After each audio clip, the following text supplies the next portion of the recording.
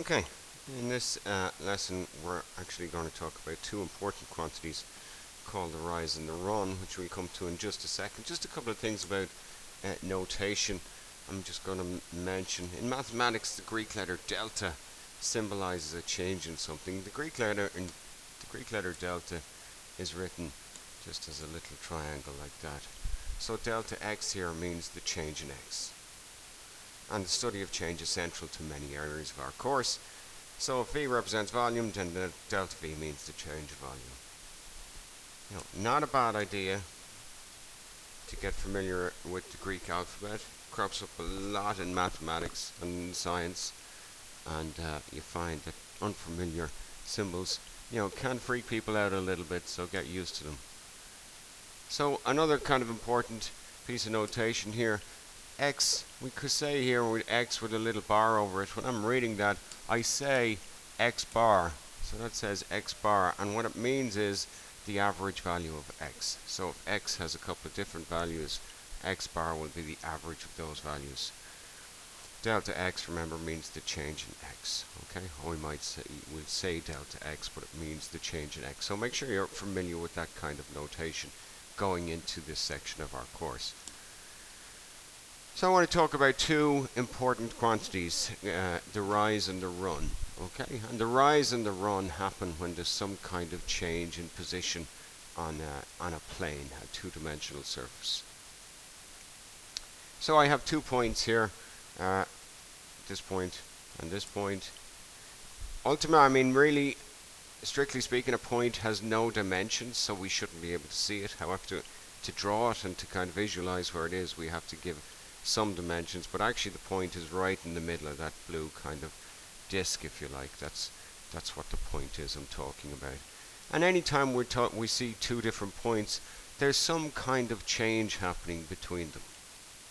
Okay, as I move from one to the other.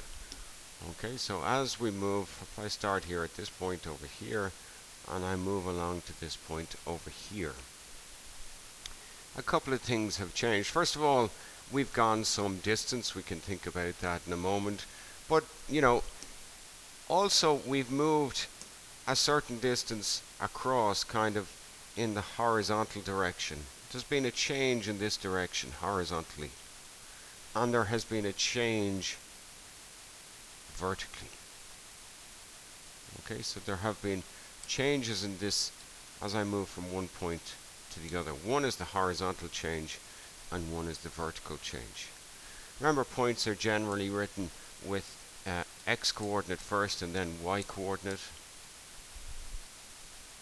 So we might call this point x1 comma y1, for example, and this point we might say is the second point, x2 comma y2. For some values of x and y, it doesn't matter at the moment what they are. So what we have here, as we move horizontally across here, there is some change in the x value. Okay, as I move from this point up to this point, there's some change in the x value, but also there's some change in the y value. Okay, there's a horizontal change, and in this case a vertical change too.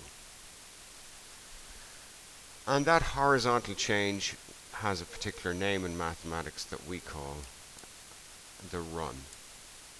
Okay, and the vertical change is called the rise. So remember, the run is the horizontal change and the rise is the vertical change between 2 points. And they're important quantities. You've got to remember the run, you've got to know what the rise is. Okay, the rise is the vertical change. If I move from one point to another, there is some change.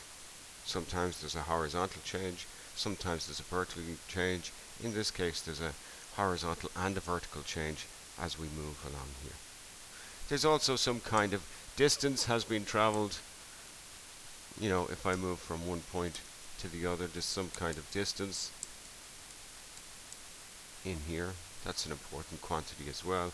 So there's all sorts of different things going on. Notice when I draw in the run and the rise, one thing I should hopefully notice is what I've generated there as a little right triangle. And we have lots of things we know about right triangles. Okay. So, a couple of things. I want to just mention a couple of quantities. One quantity we talk about when we're talking about the change between 2 points is we talk about the slope. Okay? And the slope is usually denoted with a lowercase m. I have no idea why m, but that's the letter we generally use. And the slope is defined. There's a definition of slope. The slope is defined as being the rise over the run. Okay? Remember, the rise is the change in y. The run is the change in x. So the slope is the rise over the run, or delta y over delta x, the change in y over the change in x. Okay, that's something I might think about quite often. Another thing I might think about is the distance.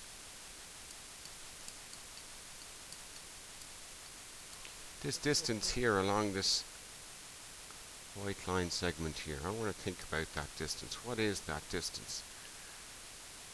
Well, when I draw in the run and I draw in the rise, I generate this kind of right triangle. And if I call the distance there, just call it d, but that's the hypotenuse in the right triangle.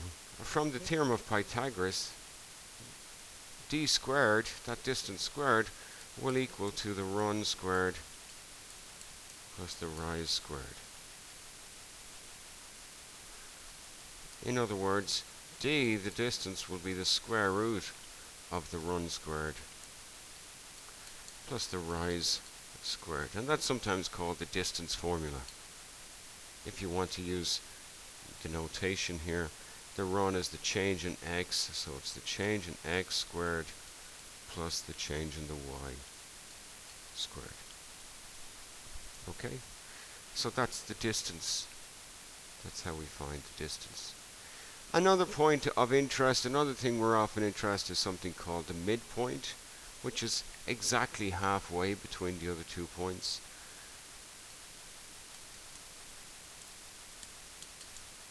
The midpoint. And the midpoint is the point that's exactly halfway between these 2 points. I'm guessing it's around here. This is not done perfectly accurately. It's about there. And what we'll figure out with the midpoint, it's kind of halfway along the run, and it's halfway up the rise. So if I go halfway along the run, and up halfway along the rise and across, that's going to give me my midpoint. So what I'm ultimately talking about is finding the average of my x values and finding the average of my y values. So the midpoint is defined as the average of the x's and the average of the y's. Okay, so 3 important quantities: slope, distance, and midpoint. Slope is defined as rise over run. The distance from Pythagoras, the square of the distance will be the run squared plus the rise squared. And the midpoint we can work out is the average of the x values and the average of the y values. The average x, comma, average y. Okay, so let's look at a more concrete example where I have actual coordinates in here. So we've got A and B, 2 points. Remember, we said the run is the horizontal change and the rise is the vertical change. And I'm going to investigate here. Just going to investigate this. So I'm going to just connect these 2 things. I want to think about these 2 points. There's my line segment that connects them. Looks something like that. And as I move from one point to another, there's always a change. It'll be a change in x, or a change in y, or a change in both of those things. And when I draw in those changes, let me just put those in a different color. We'll put them in blue.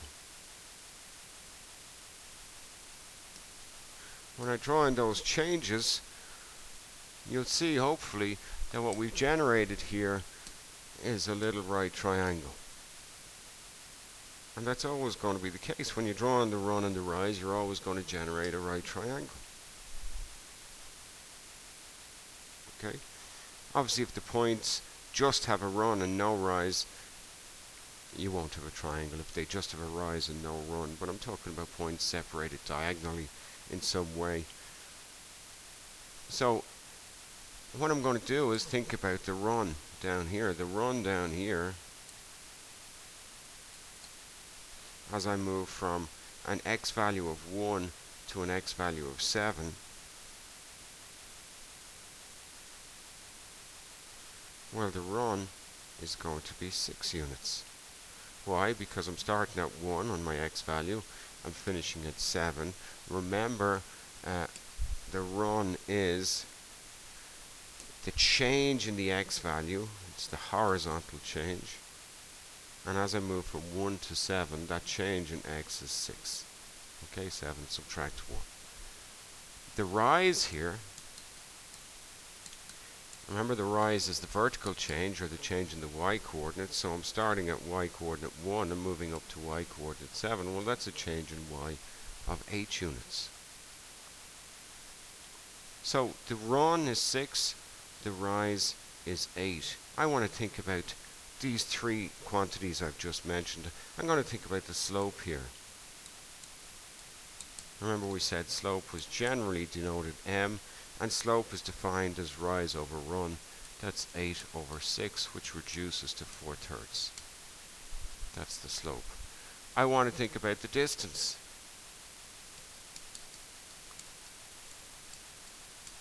For those of you who know your Pythagorean triples, this is a 6, 8. You should know that this third side would be 10 in a right triangle. It's a 3, 4, 5 triangle doubled. But if you don't, remember, the square of the distance from Pythagoras will be the square of 6 plus the square of 8. And from that equation, you can work out that the distance has to be 10 units. The other thing I'm going to talk about is the midpoint. The midpoint is defined as being the average x, comma, average y.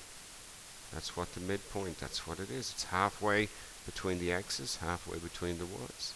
To find the average x's, I just find the average of 1 and 7. Comma, to find the average y, I find the average of 1 and 9. To find the average of two numbers, we just add them together and divide by 2. So we get the point 4, comma 5.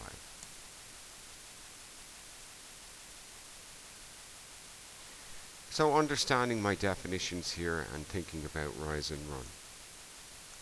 So rise and run, two very important quantities. Find the length, slopes and midpoints of this line segment. Again, I'm going to just think about the run and the rise. The run from 1 to 7, that's a run of 6. From 2 to 10, that's a rise of 8. It's a 6, 8, that's still going to be a 10. Okay, it's a 6, 8, 10 right triangle. The slope, again, is going to be 8 over 6, which is 4 over 3, exactly the same. And then finally, the midpoint, capital letter for points, the midpoint halfway along here is going to be the average of the x's. Well, that's 1 plus 7 over 2. Comma, the average of the y's, that's 2 plus 10 over 2, and we get 0.4, comma 6. Okay. So all those quantities can be found pretty easy once I know the rise and the run. Here we have a kind of a general thing. Got to mark in the run, mark in the rise. How do I find the run? Well, the run is the change in x. To find the change in x, well, we look at the difference between the x coordinates. It would be x2 subtract x1. The rise is defined as being the change in y. How do we find the change in the y? Well, we look at the difference between the y coordinates. y2 minus y1. Okay. So to find this distance here, well, the distance is equal to the square root of the run squared plus the rise squared. That's by Pythagoras. The run here is x2 minus x1. The rise is y2 minus y1. So that's my distance formula, which you may recognize. But remember, it just means run squared plus rise squared. Square root of run squared plus rise squared. Distance, well, it's the average x comma average y. To find the average, we would add x1 and y1, x1 and x2. Apologies. x1 plus x2, we'd add the x coordinates, divide by 2. To find the average of the y's, we add the y coordinates and divide by 2. Slope is the rise over the run. That's how it's defined. In this case, that would be y2 minus y1 over x2 minus x1. Okay. Now these versions of your formulae, these are given in your formula in tables booklets. But remember that quantity y2 minus y1, that's just the rise, x2 minus x1 is just the run. Okay, so practice those things, make sure you understand what we're talking about. Two really important quantities, the run and the rise.